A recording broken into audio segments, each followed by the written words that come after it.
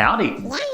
As you probably know, controversy can be found just about everywhere. It can even be found in our candy and soda. These controversies can be due to many factors, whether it be potentially dangerous ingredients or even insensitive cultural stereotyping. Sometimes this can even lead to these food or drinks being banned completely. And it is my pleasure to get to discuss these contentious candy and drinks with you today. So let's check out what I consider the 10 controversial or banned junk foods. And just a heads up, we will be discussing in this video some heavy subjects that might be uncomfortable to some viewers, such as the discussion of derogatory depictions of different races. But as always, I'll try my best to discuss these topics with respect and care. And if you'd like to comment, thank you in advance for being respectful of other people and cultures. And just a heads up, this video is sponsored by Skillshare. Later on, I'll talk a bit about my pleasant experience with them. But for now, on to the countdown. And starting with number 10, Haribo sugar-free gummy bears. Oh, come on. Why would sugar-free gummy bears be banned? That's... Oh, yeah, okay, that makes sense. Many taste testers of these gummy bears reported nothing short of gastrointestinal Armageddon. The YouTuber Colin tasted them and reported it felt like the gummy bears were playing Tetris in his stomach and lining up for an all-out assault. And wouldn't you know it, come 2:46 AM, he wasn't looking too chirpy. Even today, Haribo gummy bears are a very well-known candy icon. But tasty as they are, they're very high in sugar.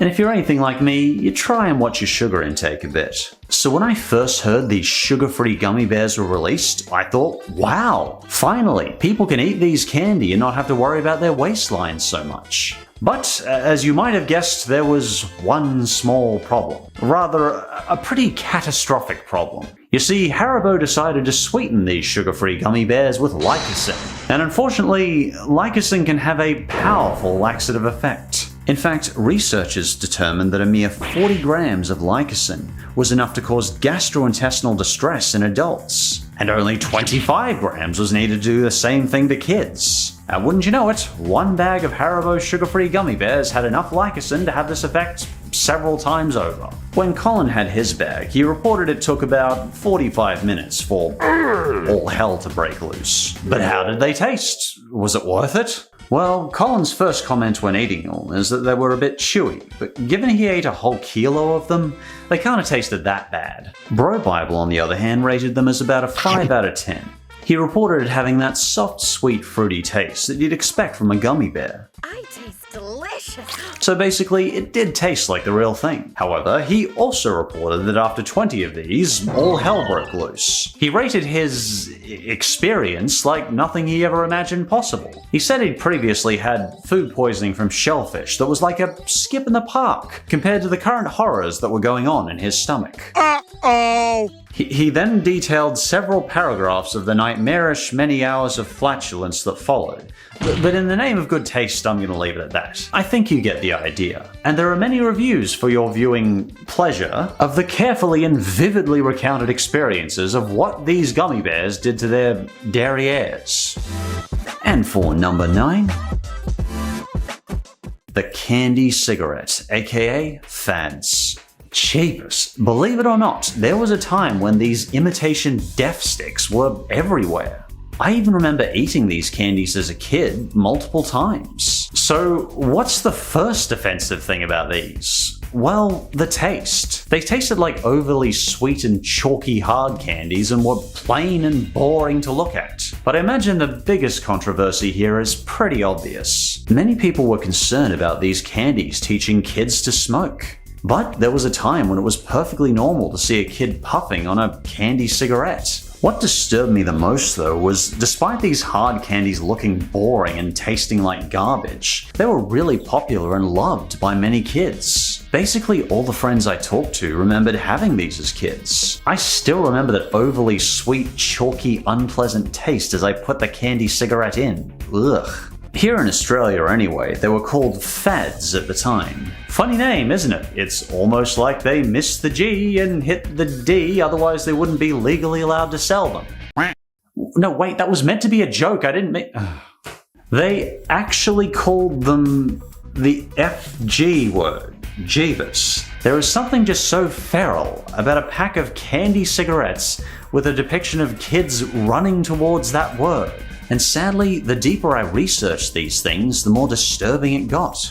Nowadays, there is actually evidence that candy companies worked with cigarette companies to try and attract young smokers. And never is that clearer in this older candy cigarette packaging. Back when this was made, the cigarette companies didn't have to be subtle about it. The marketing leads with the title, Just Like Dad. And below it pictures a child saying to their dad, "Hey Dad, can I bum a smoke?" I think that pretty much sums up the next 80 years of cigarette companies marketing these things. And at the time, we were kids. We didn't know about this stuff. I didn't have the experience that I have now to know that cigarette companies were priming kids to smoke. I remember I used to see the cool kids having these candy death sticks. Tobacco companies even gave the candy companies more realistic packaging. You know, so kids could feel like they were smoking the real thing. Eventually, many countries realized that smoking caused heart disease, lung cancer, and was like the worst thing ever. And this finally caused them to start looking more closely at candy cigarettes. Thrillist mentions that legislators made several attempts to ban candy cigarettes in the 60s and 70s, but the bills all ultimately failed after pressure from the candy and tobacco lobbyists prevailed. Eventually, the candy cigarettes did get renamed and were made to look less like the real thing. However, sadly, these changes may not have made a meaningful difference. As a study in the British Medical Journal found, the kids who ate candy cigarettes were more likely to become smokers in the future. Fortunately, many countries have outright banned these imitation death sticks, including my country Australia, Canada, the UK, Finland, Norway, and many others. But banning these imitation death sticks in America has been unsuccessful so far. So if you're as upset by this information as I am, it might be worth you saying something to your US congressman. Tell them you're concerned about it, because it starts with you. Number 8. Ruffles Wow Chips. Oh, I like the idea of this. A fat-free potato chip. At least free of saturated and trans fats. There's still the issue of sugar, but hey, one step at a time. An oil that fries up snacks without adding any fat or calories. This chip sounds like a nice snack for health-conscious people. For me personally, I'd love a potato chip that doesn't want to sabotage our waistlines. Have you seen our collective waistline recently? But not at the expense of my digestive system going bonkers. You see, in 1998, Frito-Lay came up with the idea of the Wow chip. It was a specially made fat-free chip that used an artificial fat called olestra. Olestra was meant to pass through our digestive tracts with no harm done. However, as soon as the chip was released, there were immediate complaints of cramping and diarrhea. So good. Uh-oh. And it's a shame because, according to studies, initially these chips really took off. A study on shoppers found that most shoppers really enjoyed the Wow taste. In fact, they found it to taste almost the same as a full-fat chip. It's got a nice aftertaste. It's a solid chip, but I mean, it's a 72 for me. That'd be great news. Goodbye, fatty chips. However, once the health issues started, sales dropped like a rock. It's speculated this might have been because of the warning they had to put on the bag. You see, it was required that there was printed on the bag, "Warning, may cause abdominal cramping and loose stools." Because nothing sells a product like Frito-Lays, they'll give you diarrhea. Also, much of the marketing on these chips was garbage. Take a look at some of this commercial here. They're back. Now you can eat like a kid again, when all you cared about was taste. How does a man floating down a river in a tube shout "Wow chips" to anyone? I mean, what's wrong with showing a packet of chips and just saying, "Hey, these taste nice"? Duivis, why not? They later tried to change the name from Wow Chips to Light Chips, but it was discontinued in 2016. Again, I find it kinda sad, because this was meant to be a revolutionary dietary snack. If it hadn't caused cramping and stomach upsets among other things, it sounds like it would have tasted just the same as a regular chip. But sadly, it looks like our technology just wasn't quite there yet. Number 7. The energy drink called cocaine. I don't know how much more obvious the controversy could be here. It's an energy drink called cocaine. The warning on the can read, "This beverage should be consumed by responsible adults. Failure to adhere to this warning may result in excess excitement, stamina, fun, and a possible feeling of euphoria." Jeebus, glamorizing cocaine. I'm sure that's just gonna go down swimmingly. No, the FDA was infuriated by this label. They felt the label didn't portray the potential risk and dangers of this highly caffeinated drink. Nah, really? Whatever gave you that impression? It's almost like the warning was promoting cocaine. And I don't know if glorifying cocaine to teenagers is going to go down well with anyone, maybe drug dealers? Because the idea of a drink called cocaine was thought to be a glamorization of drug usage to children. And given just how much of the soft drink industry targets children, I can definitely understand that. Personally, I'll more often than not see teenagers with energy drinks than adults. I mean, this probably won't surprise you, but the drink doesn't actually contain cocaine. In fact, the warning even lampshades how obvious this is. But what it has a lot of is caffeine, not cocaine. In 2007, the product was pulled from shelves. Why? Well, the FDA was on the rampage. They issued a warning letter to Redux Beverages, because it now seemed like Redux was marketing their drink as a street drug alternative and a dietary supplement. And by 2007, cocaine had been rebranded No Name. The most original name, but there you go. But it didn't stay labeled No Name for long, because after this letter was released, the cocaine drink sales quadrupled. So in 2008, the product was rebranded again back to cocaine. I really didn't get this. The lawmakers had literally told them to knock it off, and they rebranded it back to their original controversial name for a quick buck. Apparently though, the FDA wasn't the only ones to target this cocaine drink. You see, they were also targeted by the evil Coca-Cola Company. They filed a kinda bizarre lawsuit against Redux for the trademark name cocaine. They can't be called cocaine. That's how our product started. I mean, yeah, Coke, you're right, but I thought you were trying to hide the fact that you started as an unsubstantiated cocaine medicine, and instead focus on your more modern drink, the caffeinated battery acid obesity alternative. But apparently, Coca-Cola, being the fair businessmen they are, claim that this would infringe on fair competition. Oh, says the massive conglomerate that has bullied and brainwashed their way into the industry over the last 110 years. You want fair competition? Really? It's a bit like Darth Vader claiming the rebels had an unfair advantage because they recruited Ewoks. But apparently, even today, this drink is still available online. So how does this cocaine drink actually taste? Well, a surprisingly few amount of YouTubers have tried it, possibly because of the Amazon reviews, claiming things such as it tastes like stomach bile, which is always good. The YouTuber Peter Von Panda tried the drink for himself. He said it smelled like Kool-Aid and had a red berry-like flavor. Tastes like a cherry drink. Apparently it also didn't have that metally taste some people find in Red Bull. Personally, I'm not an energy drinker myself, I run on anxiety. But just a warning ahead, this drink is laced with caffeine. Even by energy drink standards it was high, and some reviewers claim they didn't sleep for days, so I definitely can't recommend this one. Yeah, baby. Cocaine! Number 6. Zombie Skittles. Now this one is sure to leave a bad taste in your mouth, quite literally. You see, Skittles made this taste bad intentionally. In fact, it kind of seemed like Skittles was just trying to troll anyone unfortunate enough to buy these. Just in time for Halloween in 2019, Skittles released a revolutionary flavor? The Zombie Skittle. This candy was specifically designed to taste like, well, rotting flesh. Because I don't know about you, but when I bite into a Skittle, I want it to taste like rotting flesh. Perhaps Skittles just thought rotting flesh would be the next in flavor? But there was a catch. You see, these rotting flesh Skittles were carefully hidden away within the package. There was no way of telling if you were biting into a regular Skittle or a rotting Skittle. They were made to look like the regular flavors. Citrus Punch, Mummified Melon, Black Cherry, Blackberry Boogeyman, or Blood Red Berry. So eating this Skittles packet was a bit like playing Russian roulette. The taste was just waiting in the shadows to assault your senses. Hooray? But I guess you get what you ask for with this package warning. Beware! Most taste delicious, but some taste like rotten zombie.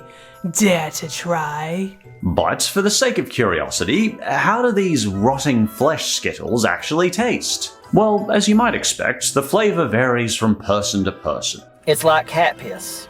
Apparently, rotting flesh is an acquired taste. Skittles themselves claim they didn't know what rotting flesh was meant to taste like, but it was going to be truly disgusting. Oh good, the Skittles company isn't made up of cannibals. That was my next question, you know? Skittles stated on the taste, when eaten, you will likely feel as though you just ate a rotten egg soaked in garlic sauce. Sounds charming, but let's hear the taste from actual people. In the taste test from Taste Test Tuesday, the family didn't call it outright terrible, but there was certainly mixed reactions. The mother said it tasted and smelled like stinky feet and blue cheese. She also described the taste as onion and garlic. The family described it as unpleasant, but not as bad as they thought it would be. It wasn't like disgusting, but it wasn't good. However, a review by Mary Shu described a far different taste experience. She described the zombie black cherry flavor as a distinct barbecue edge, layering salt and meat and bitterness on top of whatever sweet flavour it has zombified. It's a distinct funk that lasts. For those devious turds looking to prank their friends at Halloween, the nastiness in these delivers. And many agree. Skittles re-released these rotting flesh flavors in 2020 because I guess there was just such a big demand, and the insider said, since the taste is so surprising, it makes for a great prank to play on your mates this Halloween. but have we seriously reached the point where we're just creating candies to try and troll our friends? Personally, I have no intention of tasting rotten flesh flavored anything. But if you have tried rotting flesh flavored yourself, feel free to let me know your thoughts in the comments. And before we get to number 5, thank you to Skillshare for sponsoring this video. If you have a particular skill you'd like to learn, Skillshare offers thousands of online classes with absolutely no ads to bother you. You can learn to draw anime, cartoons, webcomics, you can even learn to sing. Filming, editing, writing, guitar, there's a ton of variety and it's really easy to navigate the site. Personally, my Skillshare journey so far has been about improving my public speaking when I'm on camera, like talking to you right now. Since I tend to do videos over 30 minutes, I want to be interesting enough that you don't fall asleep. But what first struck me in my speaking courses was the hosts make it easy and fun to learn. And within 3 minutes, I was already learning tips and tricks from Jason on public speaking. This is you, the presenter. This is them, the audience. They're more important than you. I'm really glad Skillshare offered to sponsor me, because personally, I love what they're doing. There's no devious tricks or hidden costs or anything. You get the subscription, and boom, you get to take as many classes as you want and learn new skills. I've attached a special promo link in the description. The first 1,000 people to use this link or my code will get a 1-month free trial of Skillshare. If I learned something in just my first 3 minutes, I reckon you could learn a lot in a month. Anyway, thank you for your patience, and now on to number 5. The Wonder Ball, aka Nestle Magic Balls. Ah, the Wonder Ball. This is some major 90s nostalgia right here. These hollow chocolate spheres held a small toy inside, similar to what you might find with a Kinder Surprise or a Yowie. Usually the toy would feature something from Disney or Pokemon. But what could be so controversial about these chocolate spheres? Well, urban legends started, and soon there were claims that a child choked and passed away on a toy inside the Wonder Ball. But I couldn't find any direct proof of this. However, when rumors start that people are dying by ingesting your chocolates, well, that's never going to be brilliant for your PR department. But regardless of how true this is, parents did have real concerns about the toys inside the chocolates. And in 1997, the FDA agreed with concerned parents. They ruled that toys inside candy should be banned, and the Wonder Ball was completely discontinued. What's in my Wonder Ball? Who knows what surprises a Wonder Ball can hide?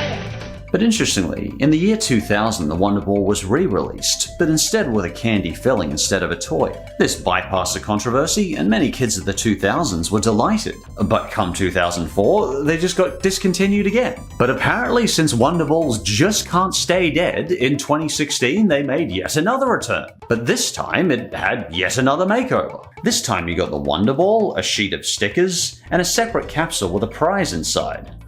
This is starting to sound more like a show bag than a candy. This time they added Super Mario and Paw Patrol to the possible toys. Paw Patrol again? I swear this mangy mutt and his friends are popping up everywhere now. Interestingly, the controversy for the Wonder Ball seems to have come and gone. While choking hazards were a big concern in candy in previous years, nowadays, items like the Wonder Ball or Kinder Surprise are perfectly common. But finally, onto the taste. How did these Wonder Balls taste? Well, these very young reviewers claim the candy tasted like sour blue raspberries. It's blue raspberry. Yeah, we got the blue raspberry flavor. And those shaped the Minions. The kids weren't exactly blown away by the chocolate either. They said it kinda tasted like Yowie chocolate, but I think our very, very young friend here gives us the most honest feedback we could possibly get. This very, very young girl was given straight up chocolate, and she doesn't want it. She's given it back. I think it's safe to say when an under 4-year-old is handing you back uneaten chocolate, the candy companies have absolutely failed in their job. Either that or she's very good-natured and trying to share it with her sisters. But if we look at this man's review, he said his daughter wouldn't eat it either and that she claimed it was gross. So I suspect she's just giving her honest feedback. In fact, most of the Amazon reviews were very mixed. The eggs smash easily, and some claim things like the chocolate was waxy and brittle. Overall, it doesn't sound like it would have been that big a loss to society if the Wonder Ball had chosen to stay dead. Number 4. The AIDS Diet Candy. I'm losing weight deliciously with the aid of AIDS. Oh dear. Once upon a time in the 1930s, a candy company said, "Hey, let's name our diet candy AIDS." I guess it was the 1930s and it just seemed like a perfect name for a product. Little did they know at the time the hellmouth that was destined to open before them. While the idea of a diet candy may seem more unusual to us now, back in the 1970s and 80s, these sort of diet candies were all the rage. But AIDS contains one of the most effective appetite suppressants you can buy. While the early ingredients of AIDS contained only vitamins, caramel, chocolate, or butterscotch, later versions were filled with a local anesthetic called benzocaine. You know, the kind of thing your dentist uses to numb your mouth when you need a filling. The AIDS candy makers seemed to think that by numbing people's tongues they could reduce their desire to eat. As the AIDS company, the Carlay Company, were not afraid to claim but baseless, bizarre things in their advertising. In fact, in 1944, the FDA called them out on false advertising. They claimed their product would cause a user to lose up to 10 pounds in 5 days without diet or exercising. So the Carlay Company was certainly not an honest bunch to begin with. Unfortunately, as you probably know, something terrible was on the horizon for our society. In the 1980s, the acquired immunodeficiency syndrome epidemic began ravaging America, and tragically, it killed untold thousands of people. Now, you might have thought after this, that'd be it for the AIDS candy, right? Clearly the Carlay Company would say, "Oh," and immediately change the name of their candy. But no, despite the bleedingly obvious bad associations this caused for the AIDS Candy Company, the company stubbornly stuck to the name. According to Click Americana, Frank DePrama, the executive of the AIDS company, said, "This product has been around for 45 years. Let the disease change its name." They actually claimed their BS horsecrap product was more important than the horrible disease that has killed millions of people to this day. I'm sorry, I'm just lost for words. And surprising no one, the company's tasteless and insensitive response to the PR crisis did nothing to reassure consumers. And by the 1980s, the AIDS candy sales were plummeting. Apparently in 1988, the product finally changed its names to Diet AIDS, because that is so much better. But this half-hearted rebrand was too little too late. And fortunately, this unfounded lying junk food never made it to the 21st century. And for number 3,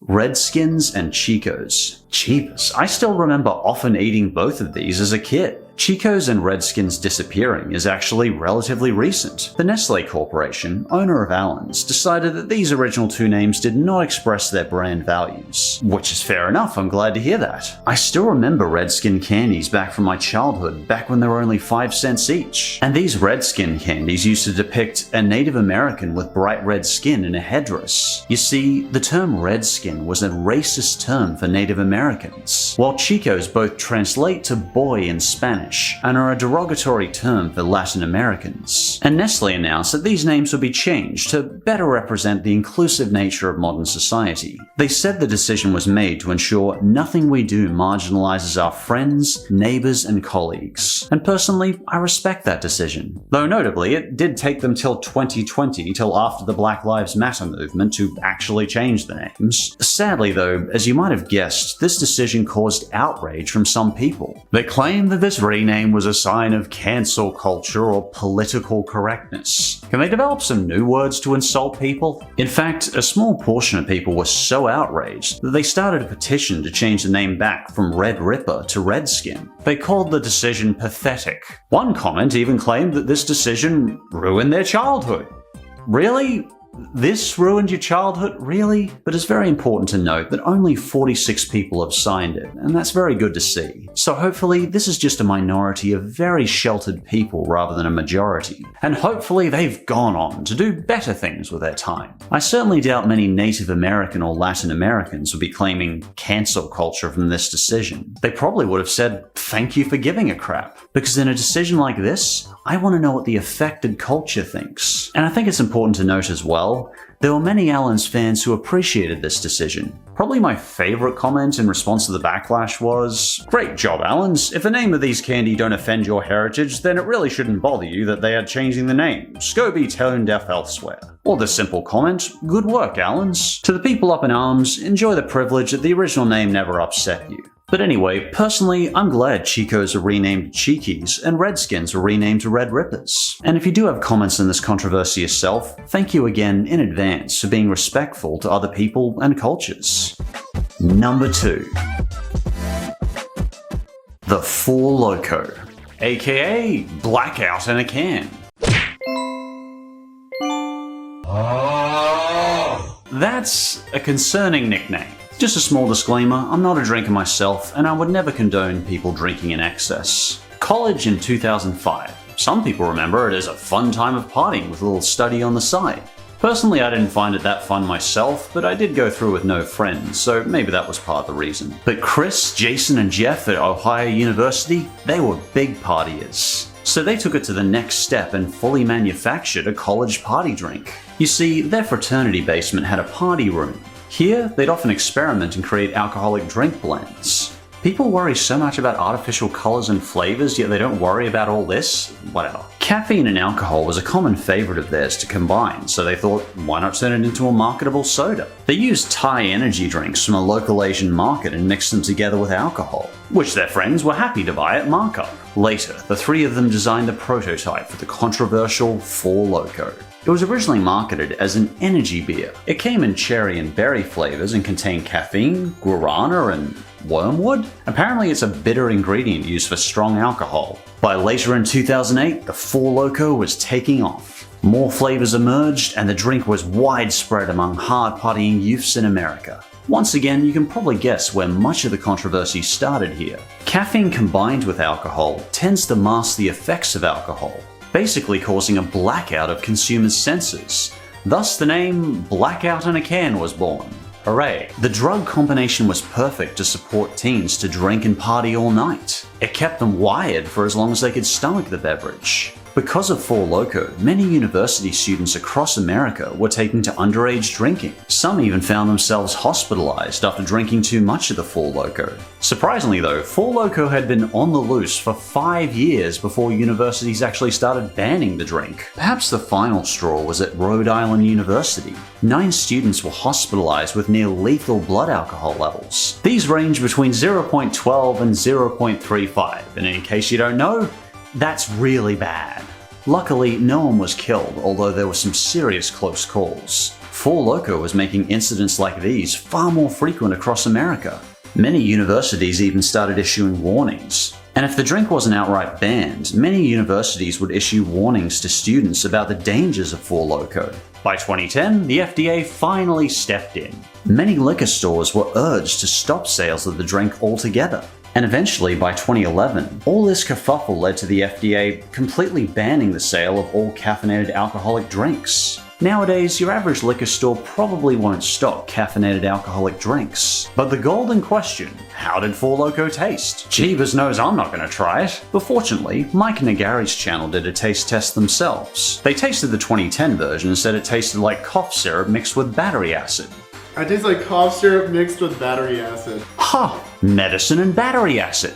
I do believe that's a distinct taste of Coca-Cola. So really, it sounded like Four Loko tasted outright revolting. I guess people more drank it not for the taste, but for the dangerous effects. Personally, I wouldn't touch it with a 10-foot pole. And for this video, we just have one honorable mention. The Gollywog biscuit. I believe these controversial racist snacks actually came from Arnott's in my home country Australia. They were made way back in the 1960s. And this is another one I still remember biting into as a kid. At the time, I had no idea I was biting into a racist caricature. But even as a kid, I thought it looked very strange. There was something off about it. So for a long time, these were named Gollywog biscuits. And they're in the shape of a very offensive Gollywog toy, which was popular at the time. Basically, this was a derogatory term used to portray caricatures of people with a darker skin color. In the mid-1990s, the Gollywog biscuit was finally renamed to Scallywag. However, for some reason, they kept the biscuits looking identical to the Gollywog biscuits. This only lasted a couple of years though, before Arnott's discontinued the item entirely. As much as I remember these tasting nice, I suspect the entire 30-year controversy had left many parents feeling awkward about buying them. And that's understandable, and Arnott's does perfectly fine without them. They're a big biscuit company. Anyway, with that said, on to number 1. And for our number 1 choice today, Pepsi Blue. So how did this Pepsi Blue start and what is it? Well, when Vanilla Coke hit markets, it was a massive success. I myself used to first try it when it first came out many years ago. At the time, I thought the kind of vanilla tang was good for hiding the battery acid aftertaste of standard Coke. Though some also speculate it might have been the Mountain Dew Code Red flavor that caused Pepsi Blue to be made. Either way, Pepsi saw the massive popularity of these colored flavored sodas, and they wanted to try their own take on it. So in 2002, Pepsi Blue was released. Could it compete with Vanilla Coke or Red Mountain Dew? Well, although it wasn't vanilla flavored, people did report a strong blueberry aftertaste to it. Once again, these flavors better mask the natural acidity. Much like Crystal Pepsi, PepsiCo spent tons of money in marketing this thing too. They even brought in Britney Spears to advertise it for them. The bright blue color of Pepsi Blue was originally designed to attract a teenage audience, and I suspect the ever-lovely Britney was put there to attract the teenage audience too. Even as an adult, the strong blue color combined with Britney certainly attracted my eye. Hi, this is Britney Spears wishing you a happy Pepsi Blue Christmas. Maybe I'm just a 90s kid. But little did Pepsi know, controversy was brewing. As Pepsi Blue was tinted using the notorious Blue One coloring agent, and the Blue One coloring agent had already been banned in many countries. Although Blue One certainly gave Pepsi Blue a very vivid hue, and it looked very nice. Some health studies showed it had the ability to cause allergic reactions, particularly in people with asthma. There was also some studies that suggested Blue One could be linked to cancer. Though I think it's important to note, study shows evidence suggesting this and not proving it, and this is often the case in nutritional studies. And the cancer in these studies was found in other animals, not humans. And it's worth remembering, we're not rats, but we can certainly learn a lot from them. But these studies were enough for some countries to not risk having Blue One in their food and drinks. And this is understandable, just be careful what conclusions you draw when you're restricting what you eat based on food studies. Correlation does not always equal causation. On the plus side, this artificial coloring Blue One has been found to have lots of uses in medicine, such as the hemo patch. But I think some countries wanted to play it safe when it came to gulping the stuff directly into our bodies. By 2004, Pepsi Blue had been completely discontinued in most countries, including USA and Canada. Interestingly though, Pepsi Blue was reintroduced back in 2021 for a short time. Pepsi claimed that passionate Pepsi Blue fans had been clamoring for the return of their beloved berry cola for years. So hopefully, soda fans got their fill of Pepsi Blue at the time. But how did these soda fans find the taste? Well, Joel Nert did a comparison of the 2002 version versus the 2021 version, and apparently the ingredients were almost the same, including Blue One. As for the taste, well, let's take a look. Okay, that's not good. Oh dear, that's not promising. He claimed the 2002 version tasted a little bit like bad Kool-Aid Squeeze-It, but the 2021 version tasted a lot better, like a more sophisticated version of Squeeze-It Blue. I can't imagine Squeeze-It ever being sophisticated, but there you go. I suspect the fizz and not having aged in a cupboard for 20 years probably helped it too. But apart from this short re-release, Pepsi Blue was never seen again. And thank you for joining me on our journey looking back at these banned or controversial junk foods. As controversy isn't that uncommon in junk foods, feel free to let me know in the comments if you think I missed anything. Or if you just want to share your personal opinion on these junk foods, that'd be cool too. And as always, thanks for watching, and I'll see you next time.